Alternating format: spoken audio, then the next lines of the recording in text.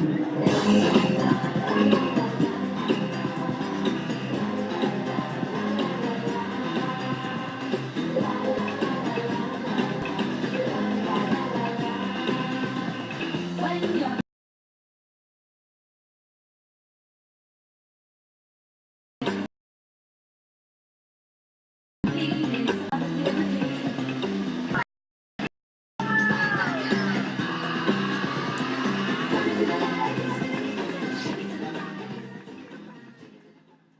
everybody, and welcome to What's Eleni Reading.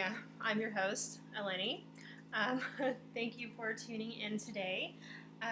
We are actually going to review today the book Everneath by Brodi, Ashton. Overall, I did like this book.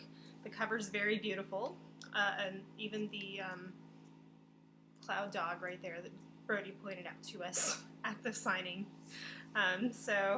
Yeah, I do like that. It's a very pretty cover, and I like it a lot.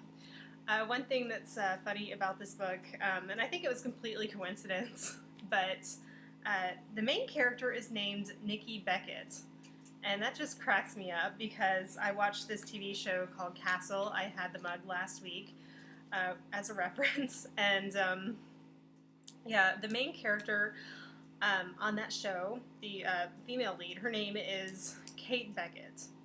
So I thought that was funny. And then Richard Castle is writing a book series called Nikki Heat. So I just thought that was really funny. But I think it's completely coincidence because according to the copyright, this particular book, it came out in 2012. So I really get the impression she was writing it probably back as far as like 2010, and the show hadn't really taken off, and it came out in 2009.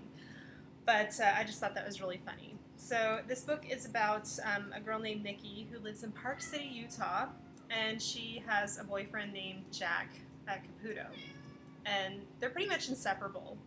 But something happens, and she ends up getting sucked into the Everneath by one of the immortal Everlivings, who's named Cole.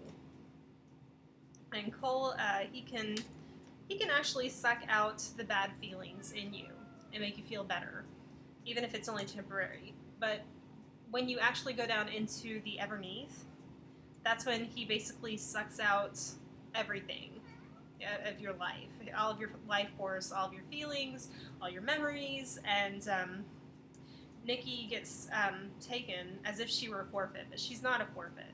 The forfeits are regular humans that are prepared to be part of the feed. The feed comes up, and Cole takes her. That's basically where the story starts. She was taken by Cole, and she comes back, and it's 6 months later. But in the Everneath, time speeds up, and she was missing for, down in the Everneath, she was down there for 100 years. And she forgot a lot of things. But somehow she managed to escape the feed, and she didn't age. So there's obviously something really special about Nikki, and Cole is very fascinated by that, and he keeps tracking her down. We end up finding out a little bit more about them as the story goes on. There's a lot of now and then 6 months ago, those kinds of flashbacks throughout the story, but they're pretty consistent. But you have to follow that period of time that led up to her being taken. There are some really heartbreaking moments. Nikki Beckett, her mother had just died a few months before she was taken for the feed. And it was just a really tragic drunk driving accident, which really is so sad.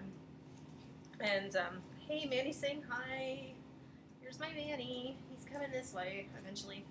There we go. There he is. I think Moses is going to be right behind him. There's my other cat. Okay, but there were some really funny moments, and I thought I'd read some of those to you. This scene is one where it was right before Nikki was taken for the feed. I don't think she really understood what Cole was at this point.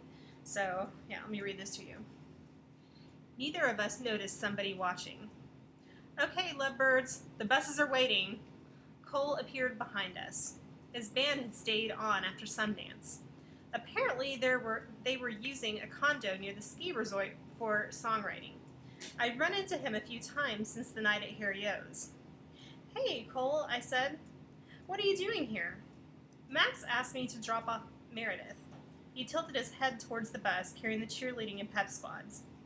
I didn't see Meredith, but I saw Lacey Green watching us from one of the windows. Lacey had spent the week leading up to football camp telling everyone who had listened, "What happens at camp stays at camp," which made it sound like camp consisted of craps tables, tequila lime shots, and tangled sheets. I tried not to let it bother me that she would be staying on the same campus as Jack. "That's nice of you," I said. "It was on the way. I'm making some silkscreen t-shirts for the shop," Cole said, gesturing across the parking lot towards the graphics shop down the street. "Making your own t-shirts? Don't you have people for that?" I asked. "Like professionals?" "Well, I usually travel with an army of professional t-shirt makers, but today I thought I'd go it alone." Jack didn't take his eyes off me as Cole spoke. Yeah, I just liked that one a lot. It was funny. Okay, and then there's one more I wanted to read to you guys. Jack regained his composure. "You know, just once I'd like to run into you without actually running into you." "You're the football player," I said. "Think about what it's doing to me." I'd noticed a couple of these moments lately. The ones where things seemed so normal between us, as if only for an instant. Where are you working?" I asked. "Yeah, same job as always." I panicked. I couldn't remember where he worked, and that moment of being normal was gone. His job wasn't one of the memories that had kept me alive, so technically it had been 100 years since I had thought about it. He bent down to pick up the packages. Each one had a name and address written on it. "Delivery," I said with a start, suddenly remembering. Packages. Of course, anyone with 2 eyes could have guessed that. He stood and gave me an amused look. "Yeah, I wish I shared your enthusiasm about it." He handed me the top 2 boxes. "Walk with me, Bex." And that was after she came back from the feed. Nikki, she was taken to the feed and she was gone for 6 months. And her father, he had lost his wife. So when Nikki came back, everybody just assumed the worst because she looked so much worse after the feed that they all just assumed that she had gotten into drugs and she had run away to just basically do drugs, and that was it. So she's being treated like a prodigal daughter, but her father is not that trusting, and he's in a race for the mayor's seat in the town. So there's a lot of politics, and Nikki kind of gets caught up in them. But I think the ending of the story was really beautiful, very sad. I was kind of like, is this really YA? I went to see, her name is Lauren Kate. She wrote the Fallen series, and she actually said she was at Davis Kid Booksellers when she came. I actually have her book, and I should have gotten it out to show you guys what her book looks like, but it's called Fallen. Her name is Lauren Kate, but she says, in YA, there's always hope. There's always hope at the ending. That's one of the differences between YA and adult, because honestly, teenagers, the stuff that we're going through, it's pretty severe stuff. A lot of times, you have parents and school systems banning books, but they're banning them based on the content. But a lot of the content is the stuff that we, were going through when we were teenagers. And I do get a little bit upset about book banning, but when I read this story, when I first got it, I read like the first 120 pages, if you noticed on my Goodreads account, and then I put it down. I don't remember why. I'm sorry about that, but when I saw Brodi Ashton at Parnassus, I decided to pick this back up. Oh, I'm going to show you the signature. She signed this. To Eleni, make the most of your forever. Let me see if I can get this over. Here we go. And Brodi Ashton. Yeah. Oh, gosh. And one thing, oh god, I have to show you guys this. This is hilarious. She told us about her muse that makes an appearance in her author picture. So here is her author picture, if you can see it. If you look really, really closely, right by her ear, there is a zombie finger, and it's polished red. I think this is hilarious. And she says that's her muse. I think it's just her coat and a little sprig of like the red scarf she was wearing, but still, I just find that so funny.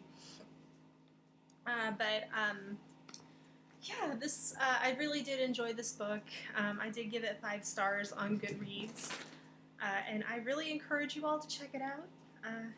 Brodi, I think she's got a lot of good stories left in her, and she's very skilled at writing. So go and check her out. I've got a link to her. I've got a link to her website down here, and also a link to her Goodreads page. So like and subscribe. What's Eleni reading? And I will see you next time after I see Vampire Academy tonight. Bye.